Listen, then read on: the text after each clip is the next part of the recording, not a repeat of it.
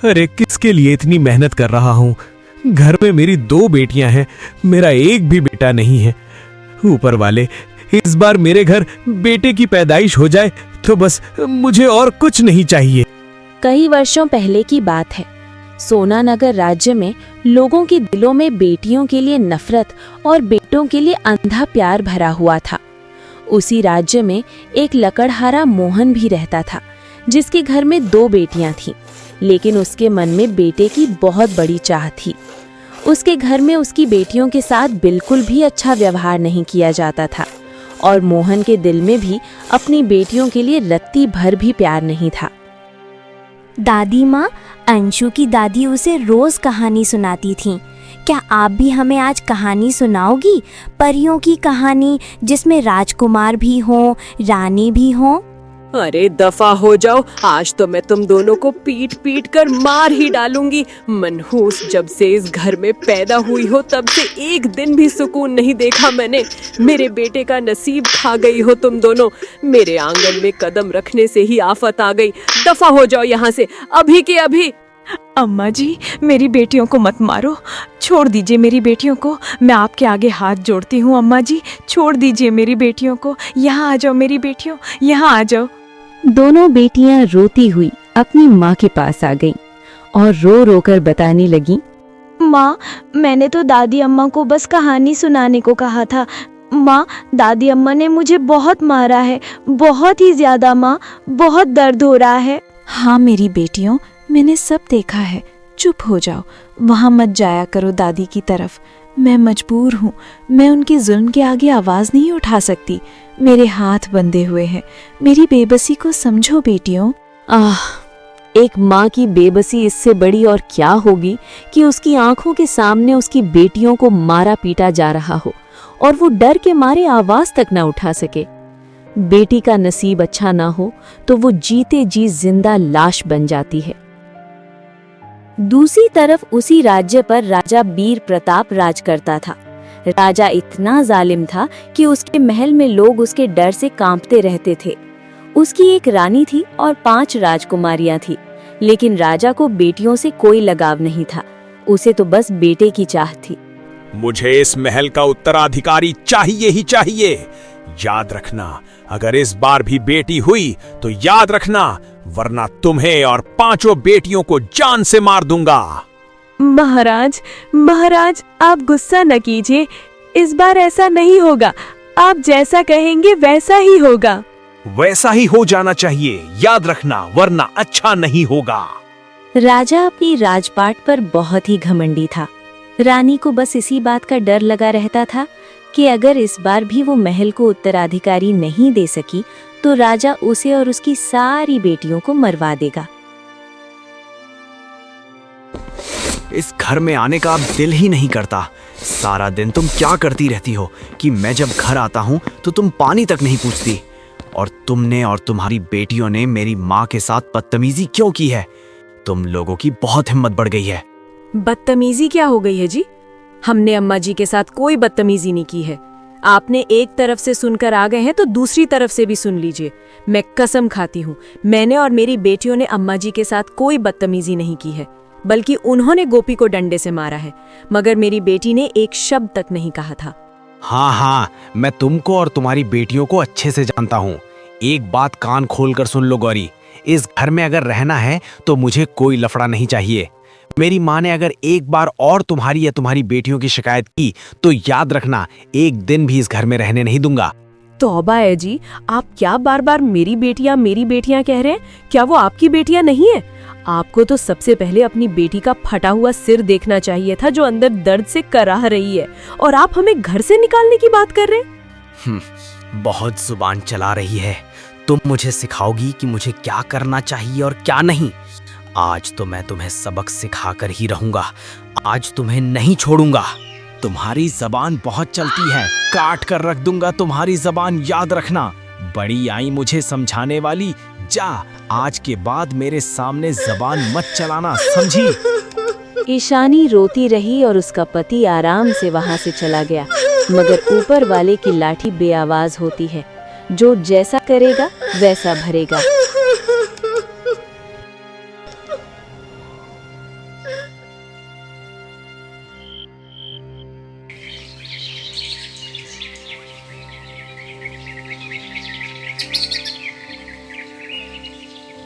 लंबा समय बीत गया। महल की दूसरी तरफ रानी संतान जन्म के समय इतनी त्रस्त थी कि हर सांस जैसे आखिरी हो। वहीं लकड़हारे की पत्नी भी उसी हालत में अपने कमरे में बेसब्र और पीड़ित थी। बाहर खड़ा लकड़हारा लड़के की खबर सुनने को बेचैन था, लेकिन डर भी रहा था कि कहीं बेटी का जन्म न हो जाए। दूसरी तरफ राजा भी ये खबर सुनने को बेचैन था। राजा से सब्र नहीं हो रहा था। वो बेसब्री से चाह रहा था कि कब दासी आकर उसे ये खबर बताए कि उसके यहाँ लड़का पैदा हुआ है। अरे बेटा, तुम्हारी पत्नी की बहुत बुरी हालत है, इसलिए देर मत करो। जल्दी यहाँ से जाओ और दाई माँ को बुला कर ले आओ। उसकी हालत बहुत नाजुक है, जल्दी जाओ। हाँ माँ, मैं जाता हूँ, बस थोड़ी ही देर में दाई माँ को ले आता हूँ। तब तक आप सब संभाल लेना, मैं अभी आता हूँ। इतना कहकर मोहन दौड़ता हुआ दाई माँ के घर की ओर बढ़ा, मगर दिल ही दिल में वो डर भी रहा था। दाई माँ जल्दी चलिए, मेरी पत्नी की हालत बहुत खराब है। अभी के अभी मेरे साथ चलिए। पर दाई माँ तो घर पर नहीं है, मैं इनकी बहू हूँ। वो महल की ओर गई हैं। आप तुरंत महल की ओर जाइए, अभी देर मत कीजिए। दाई माँ, ये तो बेटी का जन्म हो गया है। राजा हम सबको मार डालेगा। दाई माँ, अब आप ही कुछ कर सकती है। बेटी की ही पैदाइश हुई है। ये खबर इस कमरे से बाहर नहीं जानी चाहिए। दरवाज़ा बंद रखा जाए। दाई माँ, आप इस बच्ची को यहाँ से ले जाइए और आज जिस भी औरत के यहाँ बेटा पैदा हुआ हो, वहाँ मेरी बेटी को उसके बेटे के साथ बदल कर ले आइए। अब मेरी जान, मेरी इज्जत और मेरी किस्मत सब आपके ही हाथ में है। लेकिन महारानी जी, ये तो जुल्म है। मैं किसी माँ से उसका बेटा कैसे छीन सकती हूँ? महारानी जी, इतना बड़ा अन्याय मत कीजिए। दाई माँ, अगर राजा को बेटी होने की खबर मिल गई तो वो हम सबको मार डालेगा। इसलिए मैं जो कह रही हूँ वही सुनिए और मेरी बेटी को लेकर यहाँ से तुरंत चली जाइए और जल्दी ही किसी औरत के बेटे को उठा कर ले आइए। जल्दी जाइए, महल के पीछे वाले दरवाजे से, अभी के अभी। ठीक है महारानी, जैसा आपका हुक्म। मैं आपकी राजकुमारी को अपनी पोटली में डालकर ले जाती हूँ ताकि किसी को कुछ समझ ना आए। इतना कहकर दाई माँ बच्चे को उठाकर अपनी पोटली में डाल लेती है और वहाँ से निकल आती है। जैसे ही दाई माँ वहाँ से निकलती है, तभी मोहन भी दौड़ता हुआ दाई माँ के पास आता है और कहता है, दाई माँ जल्दी चलिए, मेरी पत्नी की हालत बहुत खराब है। अभी के अभी मेरे साथ चलिए। हाँ, क्यों? क्या हो गया है बताओ? तुम्हारी पत्नी को क्या हुआ है? दाई माँ, वो प्रसव की हालत में है, बहुत पीड़ा में है। आप मेरे साथ चलिए, बस जल्दी वहाँ चलिए, वहाँ जाकर आपको सब समझ आ जाएगा। दाई माँ को अपना लक्ष्य मिल गया था।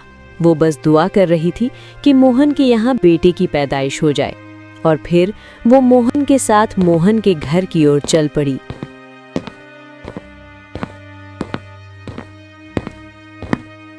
मोहन के घर लड़के का जन्म हुआ, मगर दाई माँ उस बच्चे को देखकर अजीब सी मुस्कान बिखेरती रही। उसकी आंखों में एक गहरा रहस्य छिपा हुआ था। फिर अचानक दाई माँ ने लकड़हारे के नवजात लड़के को धीरे से उठाया, उसे अपनी पोटली में छुपा लिया और कांपते हुए हाथों से राजकुमारी को वहां सुला दिया।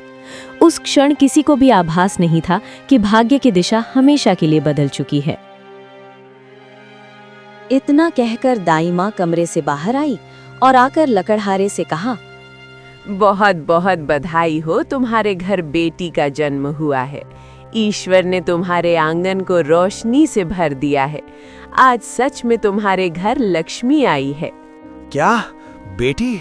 नहीं नहीं, ये नहीं हो सकता। सुना तुमने माँ, फिर से लड़की का जन्म हो गया है। अरे तुझे तो कितनी बार कहा था, इस कल मोहिनी को छोड़ दे, दूसरा विवाह कर ले। ये मनहूस तुझे बेटी की खुशी नहीं दे सकती, फिर भी तूने मेरी एक ना सुनी। अरे तौबा तौबा, कैसे लोग हो तुम लोग। तौबा तौबा, तुम लोगों को ऊपर वाले का जरा भी डर नहीं है। बेटी हो या बेटा, ऊपर वाले की मर्जी है, इसमें उस बेचारी औरत का क्या कसूर है। आहा बुढ़िया, ज्यादा ज्ञान मत दे। तेरे जो काम थे तूने कर दिए, अब चल निकल यहाँ से। तेरे पैसे घर भिजवा दूंगी। अब यहीं खड़ी होकर ज्ञान मत बांट, समझी? हाँ हाँ, जाती हूँ। मुझे भी कोई शौक नहीं दूसरों के मामले में टांग अड़ाने का। अरे माँ, ये वक्त है क्या इन बातों का? मेरा तो सर फट रहा है ये खबर सुनकर। 2 बेटियों का बोझ ही काफी नहीं था कि अब ये एक और भी। अरे फिक्र मत कर, तेरी माँ अभी जिंदा है, इसका बंदोबस्त मैं कर लूंगी। तू बस देखता जा मैं करती क्या हूँ। इतना कहकर लकड़हारे की माँ घर के अंदर जाती है और फिर उस नवजात शिशु को उठाकर बाहर ले आती है और कुछ कहे बिना चुपचाप चलने लगती है। हाँ, इसे यहीं छोड़कर चली जाती हूँ। कोई जानवर खा लेगा या खुद ही पानी में गिर जाएगी, हमारे सिर से तो बला टल जाएगी। इधर जब ईशानी की आंख खुली तो वो अपने बच्चे को ढूंढने लगी, मगर उसे अपना बच्चा कहीं नजर नहीं आया। अम्मा जी, मेरी बेटी नहीं मिल रही। कहाँ है मेरी बेटी? अम्मा जी, मुझे मेरी औलाद से दूर मत करना, मेरी बेटी मुझे लौटा दो अम्मा जी। अरे चुप कर जा, क्यों बखेड़ा खड़ा कर रही है? कब तक रोएगी तू? मैंने तेरी बेटी किसी जरूरतमंद दंपति को दे दी है। उनके घर औलाद नहीं थी, वे उसे बहुत खुश रखेंगे। नहीं नहीं अम्मा जी, ये क्या किया आपने? मेरी बेटी अम्मा जी, मेरी बेटी को एक बार मुझे देखने तो दे देती अम्मा जी। कितनी कठोर हैं आप, मुझे मेरी बेटी चाहिए अम्मा जी। अरे ओ, नाटक बंद कर, अब ये नाटक बंद कर। उठ कर घर का काम कर। घर का काम क्या तेरा बाप करेगा जो यहाँ बैठी सोग बना रही है? आप सबको इसके तांडव मिलेगा अम्मा जी, आप देख लेना, ऊपर वाला आपको कभी माफ नहीं करेगा। अरे जा जा निकल, उठती है या मैं उठा लूं डंडा? ऊपर वाला माफ नहीं करेगा, बड़ी आई हमें डराने वाली। ऐसे जालिम लोग कब डरते हैं ऊपर वाले से? आखिर एक बेबस औरत बस रोने के सिवा और कुछ न कर सकी। इधर दूसरी ओर महल से निकाली गई एक राजकुमारी, जिसे लकड़हारे के घर में भी पनाह नहीं मिली, किसी भूखे जानवर के लिए जंगल में छोड़ दी गई थी, उसी तरह जमीन पर पड़ी हुई थी। महारानी जी, मैं इस बच्चे को उठाकर तो ले आई हूँ, मगर बहुत बड़ी गड़बड़ हो गई है। ये जिस औरत का बच्चा है उस पर तो जैसे कयामत टूट पड़ी है। उसकी पहले से ही 2 बेटियां थीं, मगर उसके ससुराल वाले उस पर बहुत जुल्म कर रहे हैं कि इस बार भी उसने बेटी क्यों पैदा की, जबकि उसका बेटा तो मैं उठाकर यहाँ ले आई हूँ। बस दाइमा, रहने दो। दूसरों का दुख सुनने बैठ गई तो अपनी जान चली जाएगी। राजा को अगर पता चल गया तो वो हमें मार डालेगा, इसलिए ये सब करना हमारी मजबूरी है। मेरी बात को समझो दाइमा, बस मेरी राजकुमारी का पता करती रहना। अब जाओ यहाँ से और बाहर जाकर ये खबर फैला दो कि बेटे की जन्म हुई है। सारे महल में ये खबर फैल गई कि बेटे की जन्म हुई है। ये सुनकर राजा बहुत खुश हो गया। दाई माँ भी दिल पर पत्थर रखकर अपने घर की ओर निकल पड़ी। चलते चलते दाई माँ उस जगह पहुंची जहां राजकुमारी को फेंका गया था। दाई माँ की जब उस पर नजर पड़ी तो उसके होश उड़ गए। अरे ये तो वही राजकुमारी है जिसे मैं लकड़हारे के बेटे के साथ बदलकर उसके घर छोड़कर आई थी, मगर ये यहाँ कैसे आ गई? उफ, कितनी निष्ठुर दुनिया है। तौबा, बेटी समझकर उन्होंने भी इसे ऐसे ही यहाँ छोड़ दिया। दाई माँ ने इतना कहकर उस मासूम को उठा लिया और अपने घर की ओर निकल पड़ी। घर में उसकी बहू भी रहती थी। उसकी बहू की कोई संतान नहीं थी। माँ जी, ये क्या है? आप किसका बच्चा उठा कर लाई है? देखो तो कितनी प्यारी है, ऐसी जैसे कोई राजकुमारी हो, बहुत ही सुंदर। अरे बहू, तेरी गोद भी सूनी थी और इस बेचारी का भी कोई वारिस नहीं था। इसे सिर्फ इस बात की सजा दी गई है कि ये बेटी है। खैर छोड़ो सारी बातें, तुम मुझे बताओ, पाल लूगी ऐसा क्या एक माँ की तरह? क्यों नहीं मान जी, मैं तो कब से इस सुख को लेकर तरस रही थी। इस नन्ही सी जान को पालने से कौन ही इनकार करेगा। बस ठीक है, आज से मेरी सुंदरी इसी घर में रहेगी और हम इसका नाम सुंदरी ही रखेंगे। इस तरह सुंदरी का पालन पोषण एक गरीब लोहार के यहाँ हुआ। दाई माँ ने पूरे गांव में बता दिया कि उसके यहाँ पोती हुई है। दाई माँ का एक ही बेटा था जो लोहार था। इस तरह सुंदरी को वहां रहते रहते कई बरस बीत गए। अब वो बड़ी हो चुकी थी। इधर लकड़हारे का बेटा जो अब एक राजकुमार था, वो भी बड़ा हो चुका था। अरे गंगा, थोड़ा तेज चलो, मेरी माँ की तबीयत अच्छी नहीं है, घर जाकर खाना भी बनाना है। हाँ हाँ, तो चल तो रही हूँ। अब ये घड़ा उठाकर दौड़ नहीं सकती सुंदरी। वैसे एक बात तो बताओ, तुम तो बहुत सुंदर हो, तुम्हें तो अपनी सुंदरता पर घमंड होता होगा ना? अच्छा किस बात का घमंड? अरे गंगा, ये चेहरे की सुंदरता तो बस जाहिरी सुंदरता होती है। असल में सुंदर वही होता है जिसका दिल सुंदर हो, जो किसी का बुरा ना चाहे, किसी को तकलीफ ना दे और हर किसी के साथ अच्छे से पेश आए। यही होती है असली सुंदरता। कितनी अच्छी बातें करती हो तुम। इसका मतलब मैं तुमसे ज्यादा सुंदर हूँ, क्योंकि मेरा दिल तो बहुत अच्छा है। हाँ हाँ गंगा, तुम तो सच में बहुत अच्छी हो। और हाँ, तुम मुझसे भी ज्यादा सुंदर हो, क्योंकि तुम्हारा दिल बहुत बड़ा है और बहुत साफ है। वो दोनों आपस में बातें करती हुई चल रही थी। तभी उन्हें लगा कि उनके पीछे कोई और भी चल रहा है। उन्होंने तुरंत पीछे मुड़कर देखा। अरे आप कौन हो और हमारा पीछा क्यों कर रहे हो? क्या आप नहीं जानते, हमारे गांव में इस तरह किसी भी लड़की का लड़के के साथ बात करना बहुत बदनामी फैलाता है। कृपया हमारा पीछा मत कीजिए। अरे नहीं नहीं, आप मुझे गलत समझ रही हैं। मैं तो एक राजकुमार हूँ। अरे तो राजकुमार हैं तो क्या गांव में किसी भी लड़की का पीछा कर सकते हैं आप? कृपया हमारे पीछे मत आइए, किसी ने देख लिया तो बहुत बदनामी हो जाएगी हमारी। चलो गंगा यहाँ से। अरे सुनिए तो, मुझे प्यास लगी थी तभी तो पीछा कर रहा था। क्या मुझे पानी मिल सकता है, या आपके गांव में एक प्यासे को पानी देना भी पाप है? पानी देना पाप नहीं है, पर जो बीच रास्ते में किसी अजनबी से रुककर बात करना और उसे पानी पिलाना जरूर पाप है। वो सामने चश्मा है, आप वहाँ जाकर पानी पी ले। चलो गंगा यहाँ से। अरे रुको रुको, क्या हो गया? ये राजकुमार है पगली, इसके साथ बदनामी हो भी गई तो विवाह हो जाएगा, और रानी बनने का सुनहरा मौका कौन छोड़ता है? तुम रुको। रुकिए राजकुमार, मैं आपको पानी देती हूँ। ये तो ऐसे ही नखरे कर रही है। आप भी किससे पानी मांग रहे हैं? मैं आपको पानी देती हूँ। गंगा ने अच्छा बनाकर ढोंग किया और राजकुमार को प्रसन्न करने के लिए उसे पानी पिला दिया और वहां से दोनों चली गईं। मगर राजकुमार तो कहीं और ही खो गया था। वो दूर तक सुंदरी को देखता रहा। ये मुझे क्या हो रहा है? मैं बार बार उसके बारे में क्यों सोचता हूँ, जैसे मेरा उसके साथ कोई अनकहा गहरा रिश्ता है। अभी तो उसने मुझसे कितना बुरा व्यवहार किया, फिर भी मेरे दिल को क्यों ये महसूस हो रहा है कि उसे मेरे राजकुमार होने से कोई फर्क नहीं पड़ा। उसकी पक्की इरादों और अपने नियमों पर अड़िग रहना, वो लड़की सच में रानी बनने के काबिल है। पर मेरे दिल को ये तड़प क्यों है कि मुझे नहीं पता कि वो कहाँ है। अब मैं उसे कैसे खोजूंगा, कैसे पहुंचूंगा उसके पास? राजकुमार सारी रात उसके बारे में सोचता रहा और सुबह का इंतजार करने लगा। इधर दूसरी ओर लकड़हारे की बेटियां अब बड़ी हो चुकी थीं। उनकी माँ ने दोनों बेटियों को बहुत अच्छे से पढ़ाया लिखाया था। अब दोनों सरकारी नौकरी कर रही थीं और घर को अच्छे से चला रही थीं। माँ, क्या तुम्हें बेटियों के होने पर गर्व है? क्या हमने तुम्हारा सपना पूरा किया?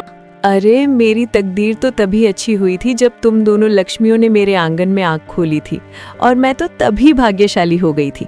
संतान से बढ़कर क्या कोई भाग्यशालीपन हो सकता है? माँ, तुम माँ हो और वो हमारे पिता। तुम्हारे अंदर इतना प्यार और पिताजी हमसे इतनी नफरत क्यों करते थे? आज भी लोगों में जहालत पाई जाती है बेटा। तुम्हारे पिताजी को ऊपर वाले ने जो सजा देनी थी वो दे दी। अब माफ कर देना ही सबसे बड़ा काम होता है। माफ कर दो उन्हें। चलो अपने पिताजी से चलकर मिल लो। दरअसल मोहन का एक पैर अपने ही कुल्हाड़ी से लकड़ी काटते वक्त कट चुका था। अब वो चल फिर नहीं सकता था, यहाँ तक कि पूरी तरह अपनी पत्नी और बेटियों पर निर्भर हो गया था। हमेशा हमेशा के लिए बिस्तर पर लग चुका था। उसे अपने किए पर बहुत पछतावा था। वो जानता था कि ये सब उसे उसके कर्मों की सजा के रूप में मिला है। मेरी बेटियों, मुझे माफ कर दो। मैं अपने किए पर बहुत पछता रहा हूँ। बेटी हो या बेटा, ऊपर वाले की देन है। और तुम दोनों ने साबित कर दिया कि बेटियां बेटों से कम नहीं होती। लक्कड़हारी को सजा ऊपर वाले ने दे दी थी, इस वजह से उसकी बेटियों ने उसे माफ कर दिया। दूसरी ओर वही लक्कड़हारी का बेटा जो अब राजकुमार था, सुंदरी के प्यार में पागल हो गया था। हर रोज सुंदरी के रास्ते में खड़ा रहता। राजकुमार, आप क्यों नहीं समझ रहे हैं? ये सब ठीक नहीं है। आप मेरे रास्ते में हर रोज क्यों आ जाते हैं? क्या आपको जरा भी डर नहीं लगता कि कोई हमें देख लेगा? फिर मेरी बदनामी होगी और लोग उंगलियां उठाएंगे। आप राजकुमार हैं तो क्या हर चीज आपकी मर्जी से होगी? कृपया मेरा रास्ता छोड़ दीजिए और मुझे चैन से जीने दीजिए। आप नहीं समझ रही हैं। मैं यहाँ रोज अपनी मर्जी से नहीं आता हूँ, बल्कि मजबूर होकर आता हूँ। मेरे दिल के हाथों मैं बेबस हो गया हूँ। मैं आपसे विवाह करना चाहता हूँ। क्या आप एक राजकुमार हैं और मैं एक साधारण सी लड़की हूँ? ये नहीं हो सकता। आपके पिता राजा प्रताप इस रिश्ते के लिए कभी नहीं मानेंगे। फिर भी अगर आप यही चाहते हैं तो ठीक है, आप मेरे घर रिश्ता लेकर आइए, लेकिन कृपया अब मेरे पीछे पीछे मेरे घर तक मत आइएगा। मैं अब चलती हूँ। इतना कहकर सुंदरी अपनी सहेली के साथ वहां से चली जाती है। घर पहुंचते ही वो अपनी माँ को राजकुमार के बारे में बताने लगती है। सुंदरी, क्या हो गया है? ये मुमकिन नहीं है। तुम्हारी शादी राजकुमार के साथ नहीं हो सकती। ये पाप है। पाप है? क्या हो गया है माँ? राजकुमार के साथ शादी करना पाप होता है क्या? अरे तू क्यों नहीं समझ रही? लगता है तुझे सच बताने का वक्त आ गया है। तू खुद इस राज्य की राजकुमारी है। तेरी पहले से 5 बहनें थी। जब तू पैदा हुई थी तो राजा ने तेरी माँ को धमकी दी थी कि इस बार भी बेटी हुई तो वो सारी राजकुमारियों को मरवा देगा। इस डर से तेरी माँ ने तुझे दाई माँ को दे दिया और मैंने तुझे पाला है। मैं तेरी सगी माँ नहीं हूँ और वो इसी राज्य का राजकुमार है। मतलब तेरा और उसका रिश्ता। छी छी, तौबा तौबा। छी छी माँ, मैं ये क्या करने जा रही थी? इतना बड़ा सच आप लोगों ने मुझसे क्यों छुपाया माँ? ये सब सुनकर सुंदरी के तो जैसे पैरों से जमीन ही निकल गई। दूसरी ओर राजकुमार ने जब इस बारे में राजा से बात की तो राजा आग बबूला हो गया। होश में तो हो राजकुमार। एक लोहार की बेटी महल की रानी कैसे बन सकती है? होश में तो हो ना। ये लोग हमारे महल में काम करते हैं। ये हमारे महल के नौकर हैं। पिताजी, मैंने फैसला कर लिया है। मैं उसी से शादी करूंगा। आप नहीं समझ रहे। अगर वो लोहार की बेटी है तो इसमें उसकी क्या गलती है? खबरदार, मेरी बात ध्यान से सुन लो। अगर उस लोहार की बेटी को कोई भी इस महल के अंदर ले आया ना, तो याद रखना, मैं राजा हूं और मेरा हुक्म आखिरी हुक्म होता है। उस लड़की को इस महल के दरवाजे के पास भी मत आने देना। अगर वो एक कदम भी अंदर आई तो मैं उसे उसी वक्त बाहर फेंकवा दूंगा और जो कोई उसकी मदद करेगा उसे भी मैं सजा दूंगा। ये राजमहल है, कोई गरीबों का ठिकाना नहीं। समझ गए ना? अब खबरदार। राजा और राजकुमार के बीच काफी बहस हुई, मगर राजा नहीं माना। अगले रोज जब सुंदरी और राजकुमार उसी जगह पर आए। सुंदरी, तुमसे कह रही थी, मेरे पिताजी इस विवाह के लिए नहीं माने। बहुत ही गुस्से में उन्होंने साफ इनकार कर दिया है। मगर मैंने भी उनसे साफ साफ कह दिया है, मैं विवाह करूंगा तो तुमसे ही, वरना नहीं। राजकुमार, अगर आपके पिता मान भी जाते तब भी ये विवाह नहीं हो सकता था, क्योंकि मैं भी इसी राजा की बेटी हूँ। बस बेटी होने पर उन्होंने मुझे अपनाने से इनकार कर दिया। क्या आप होश में तो हैं? छी छी, ये कैसा अनर्थ होने जा रहा था। उफ, हे ऊपर वाले। अभी वो दोनों आपस में बातें ही कर रहे थे कि दाई माँ वहाँ पहुँच गई और आकर उन्होंने दोनों को सारी सच्चाई बता दी। सुंदरी और राजकुमार दोनों तो हैरान ही रह गए। दाई माँ ने उन्हें बताया कि वे दोनों अलग अलग बाप के हैं। ये सुनकर दोनों और भी चौंक गए। फिर दाई माँ उन्हें लेकर राजा के पास पहुंची। अरे घाटो राजा, तेरा ऐसा अहंकार ही तो तुझे इतनी बड़ी सजा दे गया। तू आज तक अपने महल में एक लोहार के बेटे को पालता रहा और तेरे खुद के संतान को एक लोहार के घर पर परवरिश पाती रही, और तू कह रहा है कि इनका विवाह नहीं हो सकता क्योंकि ये एक लोहार की बेटी है, जबकि तू अपने महल में एक लोहार के बेटे को अपना समझता। क्या इतना बड़ा धोखा! ओह, मुझे ये मेरे खुद के पाप की सजा मिली है बेटी। मैं अपनी चाह में इतना अंधा हो गया था कि मैं किसी और की औलाद को पालता रहा। उफ, और मेरी खुद की बेटियों से बड़ी सजा मेरे लिए और क्या हो सकती है। अब मैं खुद इन दोनों की शादी करवाऊंगा। मेरी राजकुमारी, मुझे माफ कर दो। राजा तो अपनी गलती का पछतावा हो चुका था और उसे उसकी सजा भी मिल चुकी थी। राजा ने राजकुमारी और लोहार के बेटे की शादी करवा दी और फिर वो दोनों खुशी खुशी महल में रहने लगे।